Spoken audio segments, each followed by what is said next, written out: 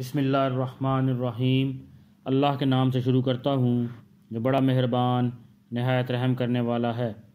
سورہ بقرہ آیت نمبر 41۔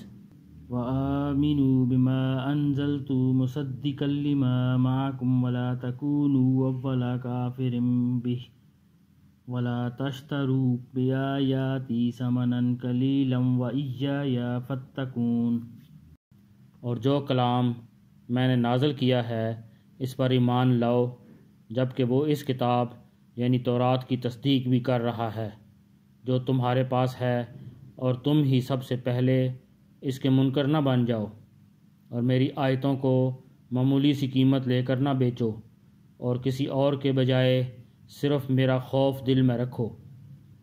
بنی اسرائیل کو یاد دلایا جا رہا ہے کہ قرآن کریم وہی دعوت لے کر آیا ہے جو تورات اور انجیل کی دعوت تھی، اور جن آسمانی کتابوں پر وہ ایمان رکھتے ہیں قرآن کریم انہیں جھٹلانے کے بجائے دو طرح سے ان کی تصدیق کرتا ہے۔ ایک اس لحاظ سے کہ وہ یہ تسلیم کرتا ہے کہ یہ کتابیں اللہ ہی کی نازل کی ہوئی تھیں، یہ اور بات ہے کہ بعد کے لوگوں نے ان میں کافی رد و بدل کر ڈالا جس کی حقیقت قرآن نے واضح فرمائی، اور دوسرے قرآن اس حیثیت سے ان کتابوں کی تصدیق کرتا ہے کہ ان کتابوں میں آخری نبی کی تشریف آوری کی جو پیشن گوئیاں کی گئی تھیں قرآن کریم نے انہیں سچا کر دکھایا۔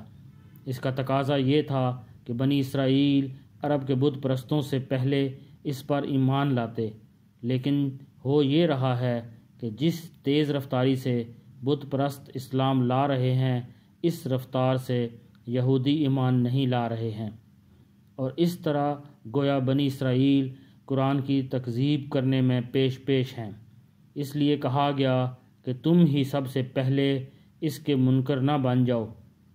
بعض یہودیوں کا طریقہ یہ بھی تھا کہ وہ رشوت لے کر تورات کی تشریح عام لوگوں کی خواہشات کے مطابق کر دیا کرتے تھے، اور بعض اوقات اس کے احکام کو چھپا لیتے تھے۔ ان کے اس طرز عمل کی طرف اشارہ کرتے ہوئے فرمایا گیا، میری آیتوں کو معمولی سی قیمت لے کر نہ بیچو، اور حق بات کو باطل کے ساتھ گڈ مڈ نہ کرو، اور نہ حق بات کو چھپاؤ۔ اللہ پاک ہمیں قرآن پڑھنے کی، سمجھنے کی، اس پر عمل کرنے کی اور دوسروں تک پہنچانے کی توفیق عطا فرمائے۔